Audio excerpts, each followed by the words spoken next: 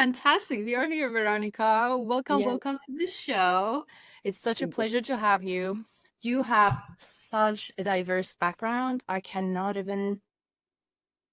don't even know where to begin. So, you are an actress, hmm songwriter, hmm singer, hmm dancer. You are astrology specialist, a plant-based chef.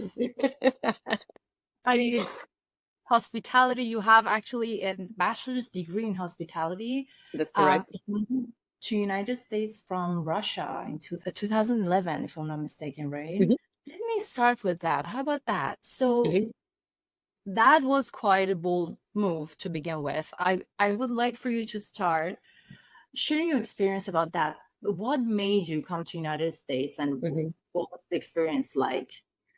Okay, so it's very simple on one side and very complicated on the other side. What made me come to United States? In two words, I was in love. So I met my ex-husband back in 2009 when I was a student back in here in United States. And I was just traveling and visiting different countries. And I was finishing my first bachelor's degree. And I met him. We started dating, and I didn't plan anything serious. I went back to Russia.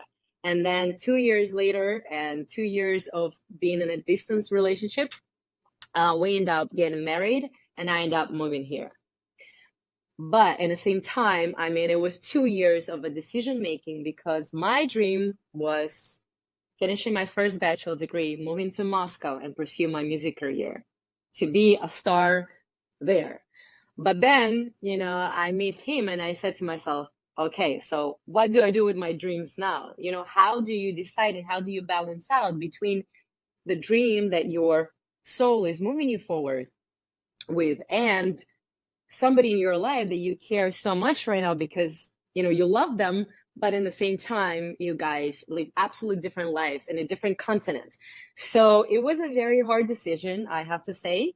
It took me 2 years, even after he proposed, me thinking what I'm going to do and how do I combine those things and move into a different country already in the age where you kind of establish yourself a little bit in the country where you're from, and go into a different country, you kind of have to start from zero. And I didn't think that through much, but that's a bold decision that I made, and it took me a while to digest that decision. But yeah, everything turned out good at the end of the day. Lovely. So talk to me about the culture differences. Mhm. Um, in Russia and in America, what did you, well, at the beginning, we all try to figure out what's going on, what the differences are, and especially when we react in certain ways and then we realize that, oh, it's been done differently in this country than in my Yes, own country. So yes. what was what were your greatest challenges Mhm. facing those cultural differences when you moved to America? Yes. So it was at the beginning, I would say overall, it took me 5 years to really feel myself that, okay, this is finally my home. Because the main difference for me was not only I'm going from the status of being single and do whatever the hell I want, it's also going to the status of being a wife. And now I have a different, responsibilities as a woman, right? But at the same time, I have my strong um, desires and ambitions and what I want to pursue.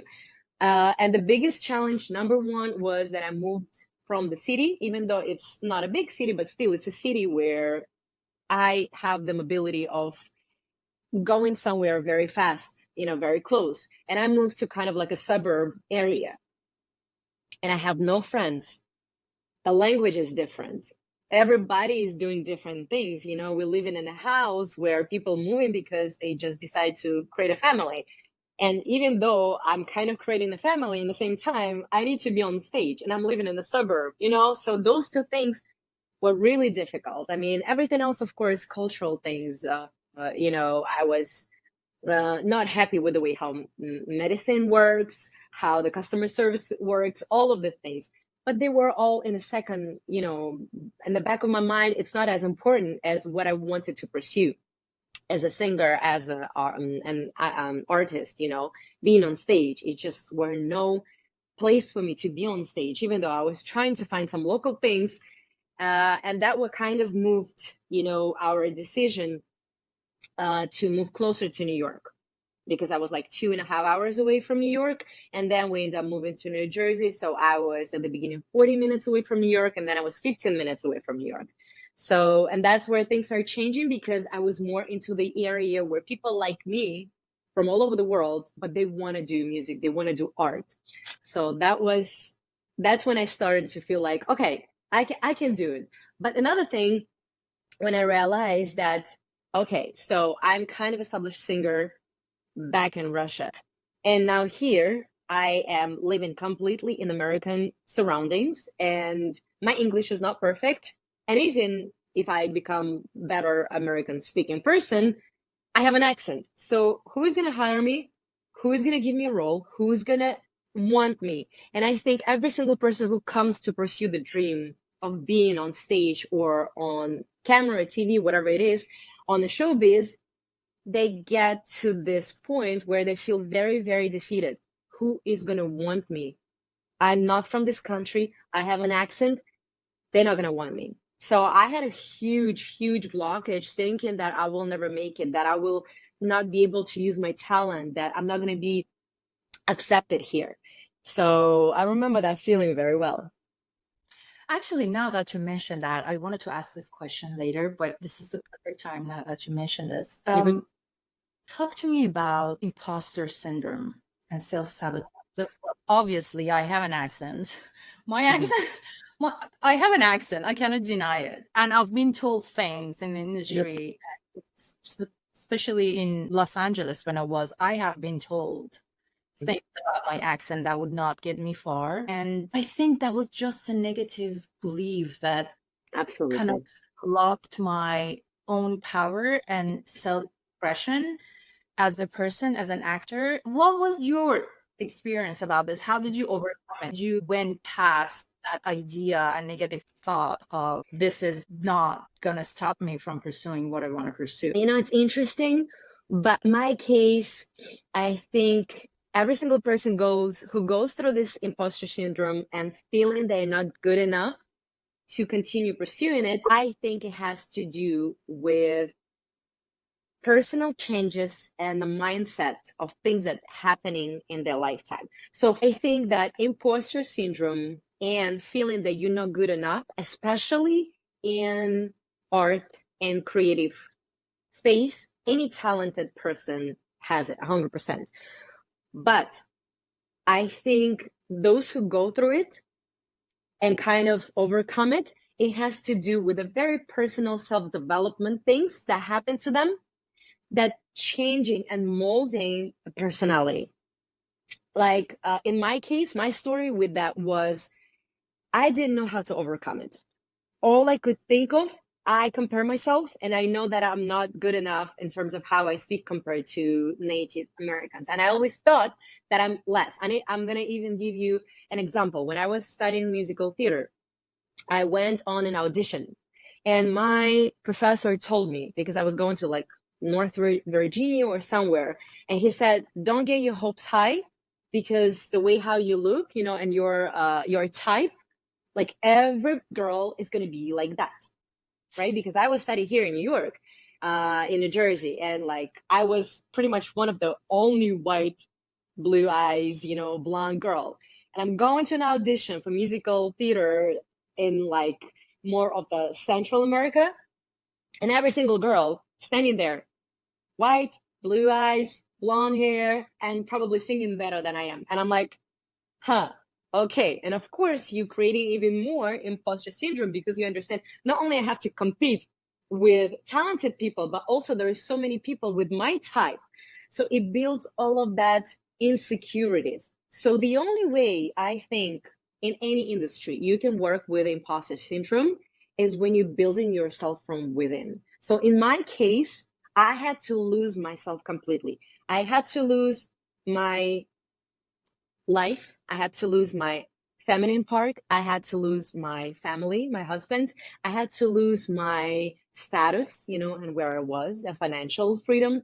I had to lose my family. Like, I stopped talking to my parents. I had to lose my faith. I ended up being in a cult. So my life brought me so much down because what I was projecting, I was not accepting me, and I thought that I'm not good enough. So the life said, okay, you're not good enough. There you are. You're going to be on the street with no money, with no respect, and no place to go.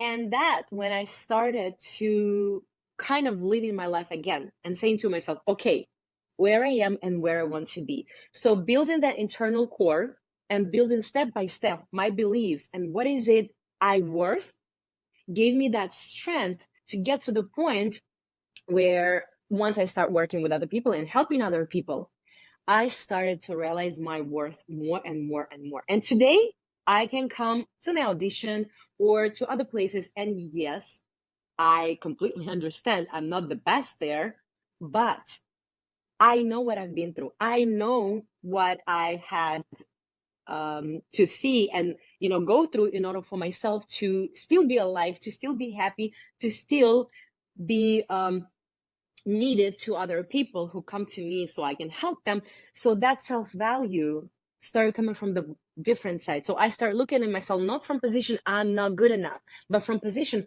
what do I have to offer today?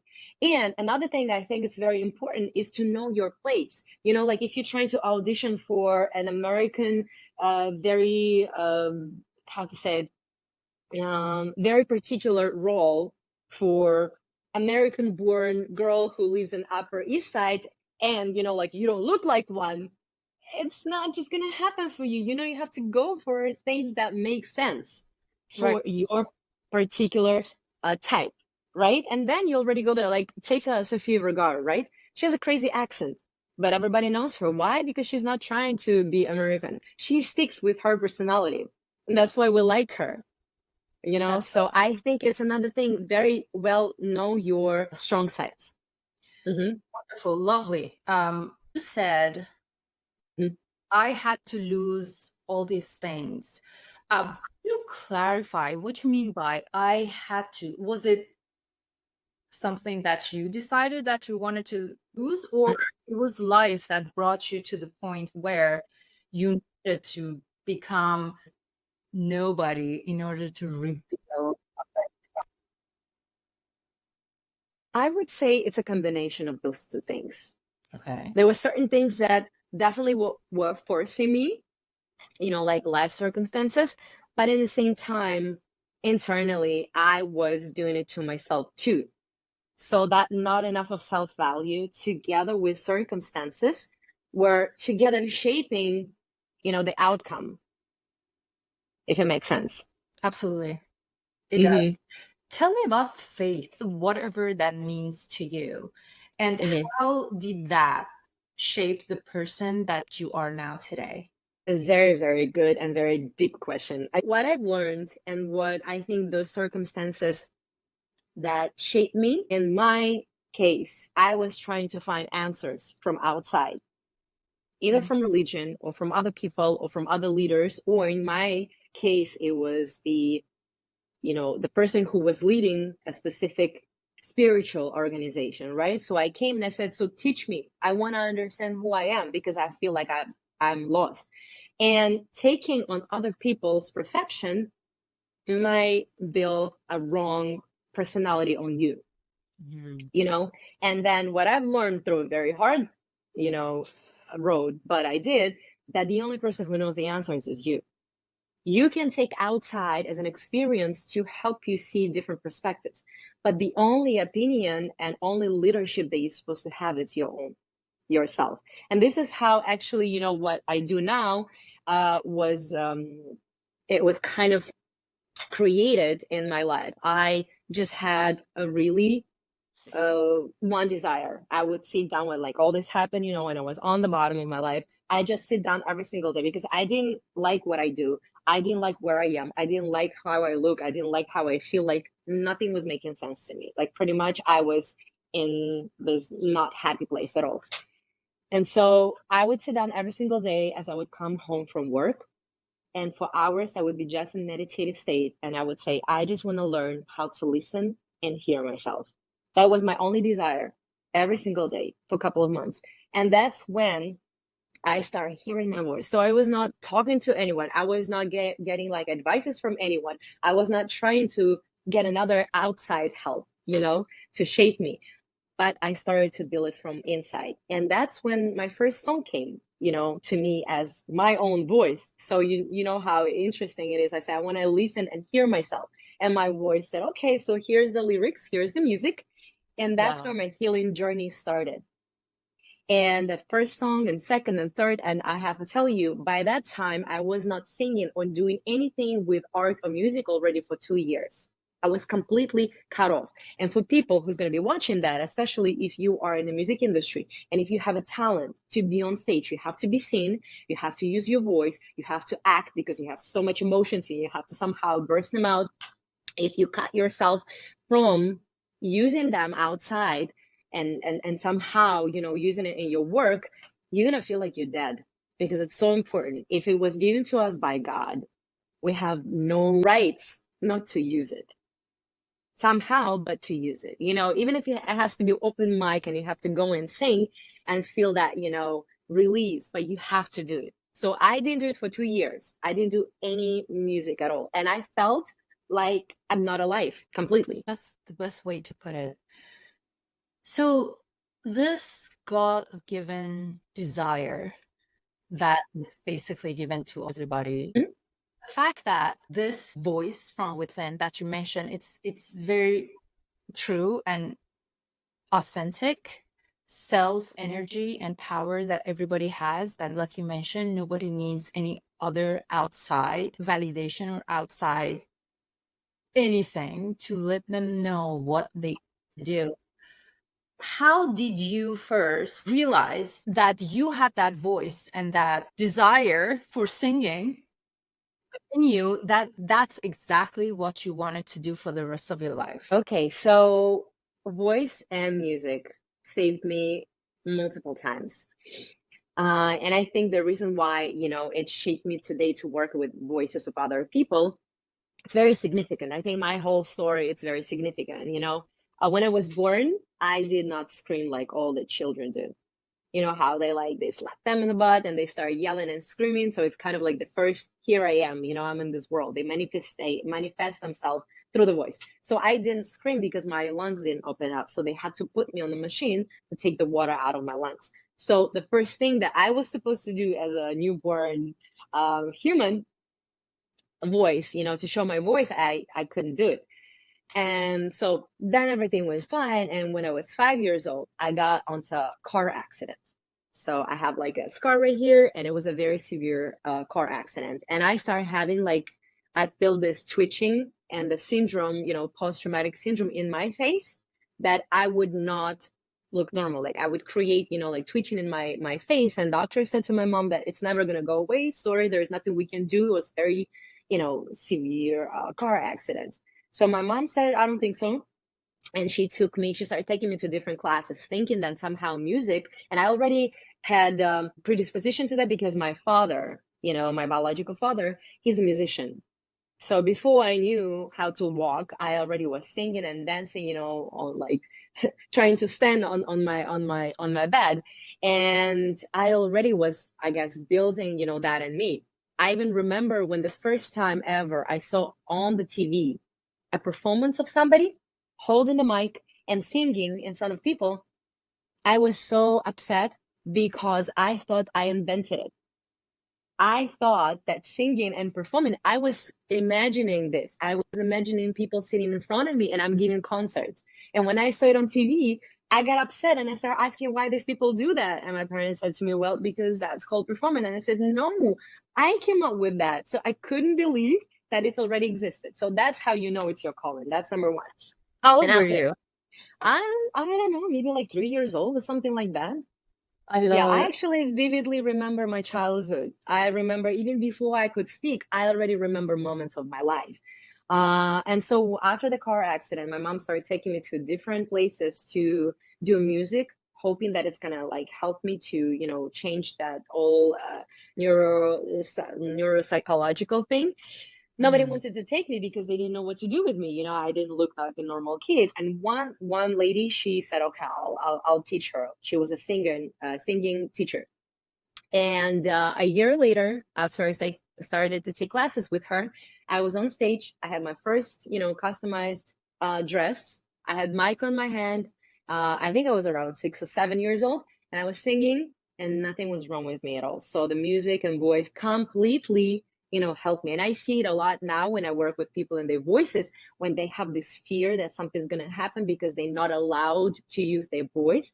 And as I do exercises with them, like singing through some of like phrases, like very like scary phrases for them, it started going away because, the melody and the way how we calm ourselves down through the music helped them to overcome that fear.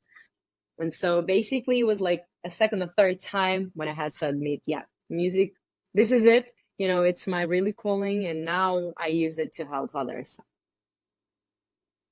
And actually, the interesting part, I mean, in general, I think, like I'm really proud of the way how I was created, I would say. Like my father, he's a professional musician, and he's one of the most talented musicians that I know. And my mom, she's a professional gymnast. So the body and the voice and music, it's like, fully connected in me. And, like I feel both of those things very, vividly. And I think it was just meant to be. So good. Veronika, congratulations on presenting your research at the 53rd Annual Voice Foundation Conference. So what would be the key takeaways from your research that you would believe that are essential for anybody who wants to dive into the voice work? So what I found out once I start working with other people, and why I wrote this research, and actually I did it based on my results of my clients. Sometimes people see voice as just, singing. It kind of make me feel better after I sing, but that's all. When I start working with people, especially not from a professional world, not to help them like take a higher notes or sing better or feel more comfortable on stage just because they have to go through the audition, there's all great parts of it. But my experience when the songs that I started writing brought me back to life and gave me actually, the new beginning, made me realize there is so much more behind the voice than just be on stage. So I start working mainly with people who are not from a professional field. And what I found out that if you go deeper to the 3 layers, the first layer is how we create a sound. And that's like the foundation of my work that I presented.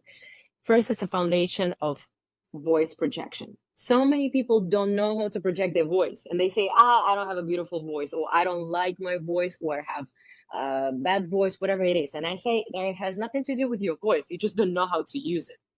And when people like switch that mentality, they're like, oh, it's actually, I can improve it. And I'm like, yes, it's not just your voice, like you have to understand your physicality. Then we go to, and we find out what blockages, in the body, and maybe in your vocal folds, they're not allowing you to project freely.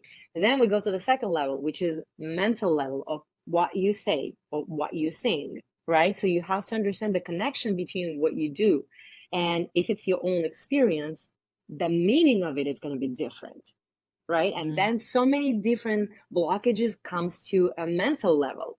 Oh, people are going to judge me. Oh, I have an imposter syndrome. Oh, this or this and this and that. So it's like comes to the work with the voice, like right there, it comes to the surface when you start working with the voice and those mental fears and blockages. And then once you work on that, there is a third level, which is emotional level. Because once you understand what, then you work on why you say or sing what you do, right? And that's when we connect already and influence other people. So basically, first, again, I'm learning what blocking people, because sometimes people say, oh, I'm not good enough to influence others, or I don't have enough experience to share it with people. Who's going to listen to me? Because that's what I hear all the time. I'm afraid I'm not going to be relevant. I'm afraid people are going to make fun of me. I'm afraid that people are going to judge me. And so many times it happens because you don't have your big why and emotional aspect to share it. right? And That's once you connect, once you pass all these blockages, you understand that those who need to listen, they're going to listen. But those who are not going to understand it, it has nothing to do with me. So so that's why true. I think it's like a very, like 3D model of the voice. And once you understand it, you have no stopping to use your voice, whether it's going to be Instagram, whether it's going to be on your social media, podcast, on, like offline meetings from stage. It's going to push you really all the time to use all of the potential of your voice.